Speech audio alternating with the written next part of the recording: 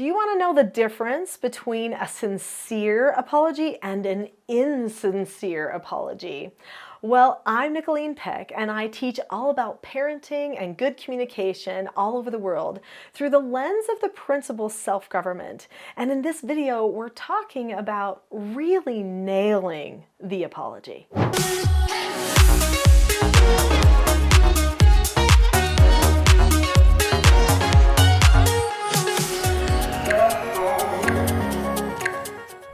In this video, we're going to be talking about apologizing, and we're going to talk about what makes a sincere apology and what makes an insincere apology, and then we're going to talk about the steps that you can take to make sure that you have really good, truly sincere apologies.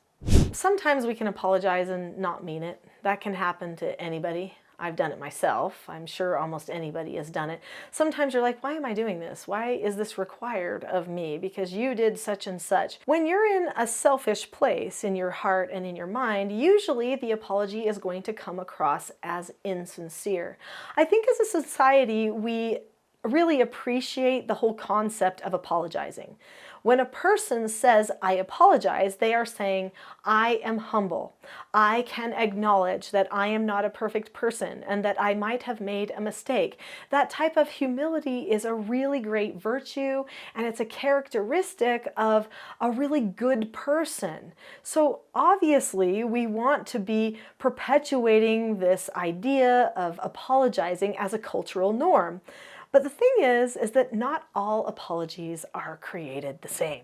Sometimes when a person apologizes, they do it just to say the words or just to give the attention to the person when the person is acting like they need attention. Sometimes when a person feels like they've been wronged, they say, well, you could at least apologize, or you didn't even apologize. When they say stuff like that, what they're saying is, you didn't acknowledge my pain. I'm not sure I feel safe with you. I'm not sure you care. You didn't give me enough attention for me to know that you truly cared. Did you know that when we give people attention, that actually shows how much we care to them? It does. An apology is a type of giving attention to another person. When someone really feels a sincere or a true apology, then they usually feel like that person spent time thinking about them, worrying, wondering, and it helps them feel safe in the relationship.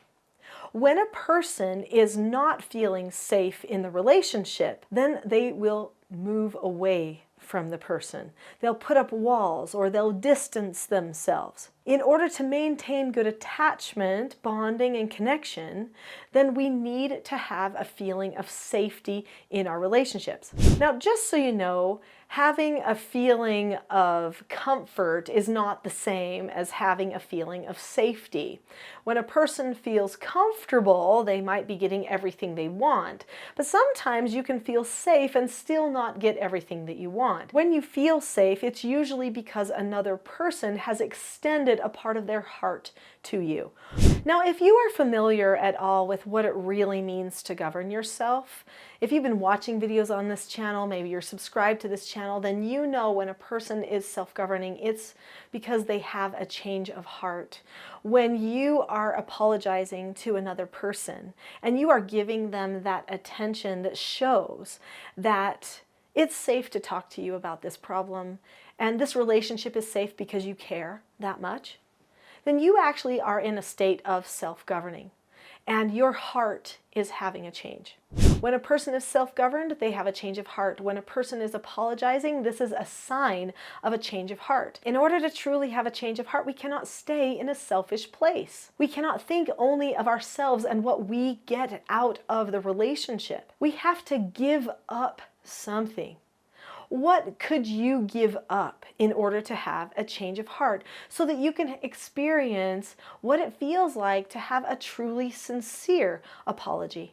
Did you know that you can apologize to a person and that person could not take it, but you could still feel a sense of relief?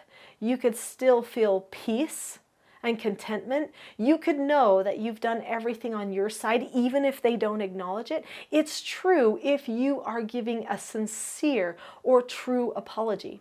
When a person sincerely desires to change something within themselves, to acknowledge what went wrong and what they should have done instead, that person is giving up an old version of themselves. What might you have to give up in order to do a truly sincere apology? You might have to give up your pride or your ego. You might have to give up the idea that the other person is the only one at fault, even if they truly are the only one at fault. You have to give up that excuse. Give up all excuses if you are going to truly be honest with yourself and do a full, sincere apology. When a person sincerely apologizes to another person, they don't focus on anything that the other person did. They only focus on what they did that was wrong and what they could have improved upon. And they spend their time and effort expressing their sorrow for that and expressing that they hope to change. It should be a hopeful, transformational, empowering moment when you are apologizing to another person. There are certain rewards that you get when you choose to sincerely apologize. One reward that we usually hope for is connection and communication. Your communication with the other person should improve or increase if it's been completely cut off, if they sense that you truly did do a sincere apology. But I can't promise that that will always happen. Some things take time. Sometimes people might be ready to hear your apology, but they're not ready to do their own yet. They might need to do a little bit more soul searching. They might need to have a little bit more heart changing occur too. They might need to put off the ego or put off the blame on you, maybe. And you might have to give it a little bit of time. It's hard. These are the bumps that happen in relationships. It's tricky and it takes patience, but you open the door for that connection and the communication, and that's what matters. If you are no longer a stumbling block because you have given up your ego, your pride, your desire to always be right, whatever it is, then suddenly you are not an obstacle in solving the relationship problem anymore.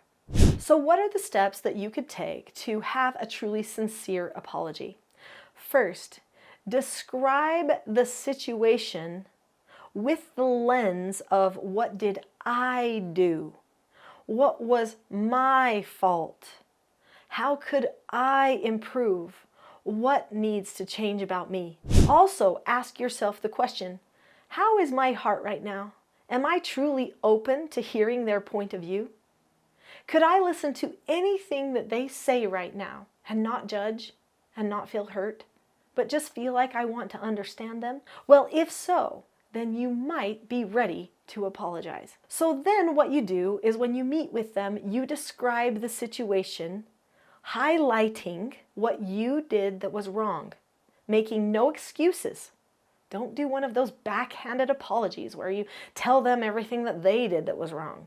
That's not an apology. You don't need to be heard in the apology. You need to express that you hear them, that you understand them. So then you explain how you know it must have hurt them. You explain that you understand their pain or that you want to understand their pain. And you ask them to explain anything else to you that you might need to apologize for that you haven't thought of yet. Be open-minded. Allow them to express to you during your apology. And then you know what? Just listen. Be silent. Allow them to take the stage for a moment. When you're that humble, what likely happens is they apologize too. It's just the boomerang effect of a really great apology. Another part of a really great apology is to explain your desire to fix the problem and to tell them exactly how you will fix the problem. Obviously, you don't want to promise something you're not really going to do, but if you've truly had a change of heart, I would think you're all in. And you could say, next time, I'm going to do it like this, or I've decided that I need to stop myself from saying that type of thing, and so this is what I've resolved to do. Share with them your plan going forward. That will give them hope that they truly can forgive you and that you are in earnest with this apology. The tone that you carry when you are apologizing can make all the difference.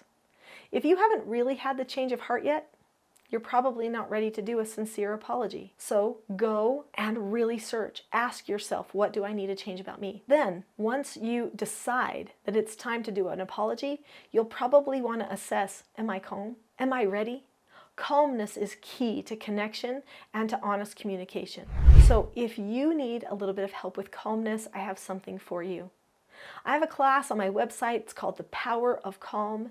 It's a great class that will go through 6 steps for how to be calm when someone else isn't, and how to help them get calm without losing your calmness at the same time. Go to teachingselfgovernment.com, go to the store, and find that talk called The Power of Calm. It'll be transformational and will help you in the moment not to say things that you'll regret later.